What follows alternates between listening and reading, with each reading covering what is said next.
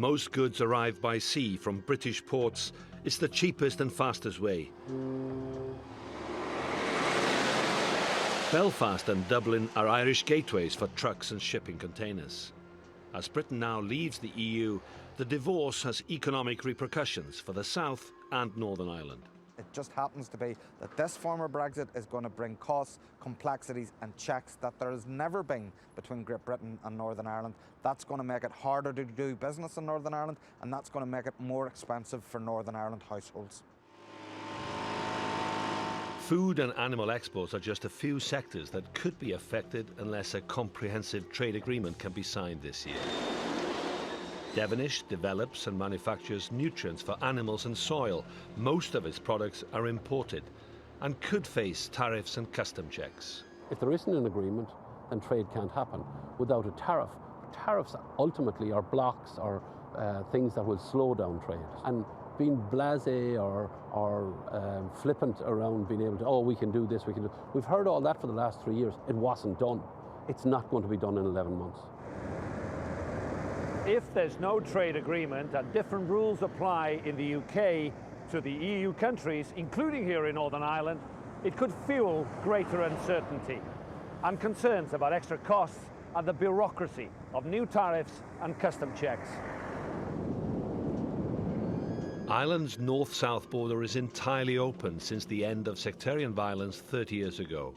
Trucks cross the 500-kilometre border without regulations. This factory in the Republic of Ireland exports 98% of its forklifts. About a quarter are sold in the UK. Despite the concerns, it's still confident it can compete internationally. We have doubled our business over the last 5 years. Our intention is to continue to grow and double in the next 5 years. And you know what? The UK is our #1 export market, but we've been focused on developing new markets. In fact, next week I'm heading to India for a week. So as a business, we're trying to target other export markets. Britain's new government say they want a quick deal, but Canada's trade agreement with the EU took 7 years. Any economic uncertainty could damage north and south of Ireland. Iolo Dafydd, TRT World, Dublin. Well, for more, I'm joined by Roger Casale in London. He's a former Labour Member of Parliament and the founder and CEO of New Europeans, a civil rights organisation which champions freedom of movement, non-discrimination and the principle of solidarity in Europe. Welcome back to Money Talks, Roger. Now, it's been more than 3.5 years since the majority of people voted for the UK to leave the European Union. So Brexit is about to actually happen now. How are you feeling? Well, I feel very, very upset about it, but my overwhelming feeling is one of anxiety for the 5 million citizens, 3.6 million EU citizens in the UK and 1.4 million British citizens living in Europe whose rights are still not fully guaranteed. And so New Europeans will be saying, don't let citizens pay the price of Brexit. Don't make citizens pay the price of Brexit. So I'm angry, I'm upset. We have to accept that tomorrow is a historic day for Britain and the EU, but there's still a job to be done to guarantee the rights of citizens, and that really needs to be the focus as well as the events that are going on tomorrow.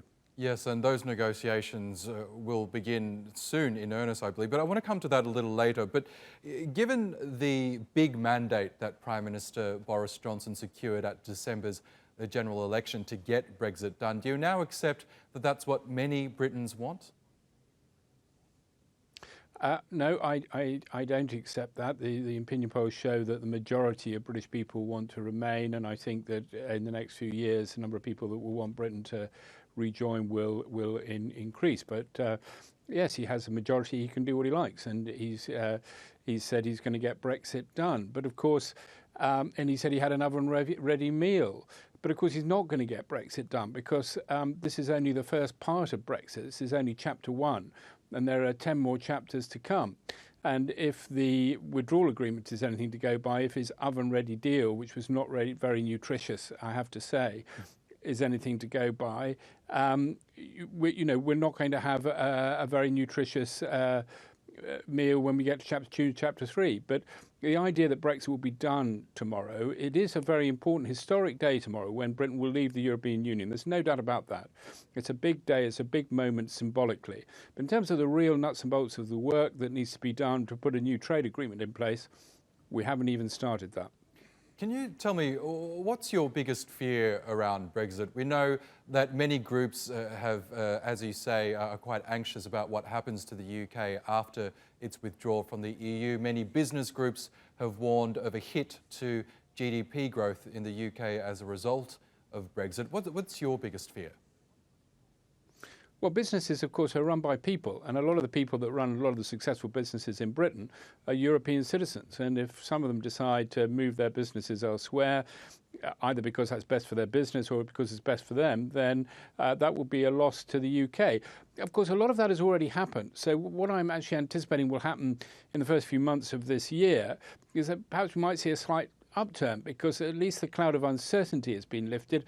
Britain is leaving tomorrow for sure. I mean, they could still, until 11 o'clock tomorrow evening, send a letter calling it all off, but they're not going to do that. So we know that businesses know that there is some certainty now. On the other hand, the new situation that they're going into is there's certainty about whether Brexit is happening. Brexit is happening, but the new situation that they're going into is still very uncertain. And in my view, the balance is on the side of risk and threats rather than opportunities. So I think as the uncertainty lifts, there'll be a slight upturn, but after that, it could get very choppy again. Now, as you say, if it was a struggle to get a withdrawal agreement over the line, it'll be an even bigger battle to negotiate the terms of a relationship between the UK and the EU, including a crucial trade deal. The two sides have basically 11 months to get this done, the transition period. Do you think they can get it done?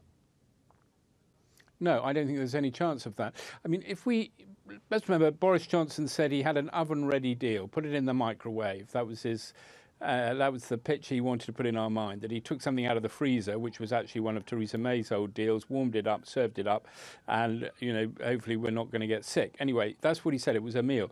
So if we continue the analogy, I mean, the problem is that was just the appetizer, the withdrawal agreement. Now we've got to have the main course, the first course, the main course, the second course.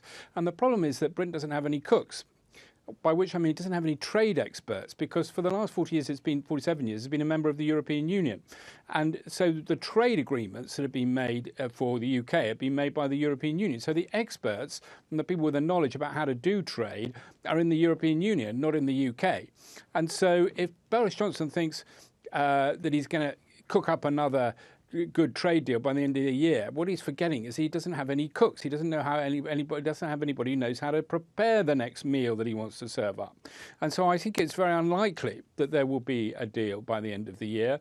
And I think Boris Johnson knows that perfectly well. And I think the risk is that Britain will leave at the end of this year without a new trade deal in place. And perhaps he might be forced to ask for an extension. But until now, we'll wait to see how Brexit goes. Roger Casale in London, thank you so much, as always, for your analysis.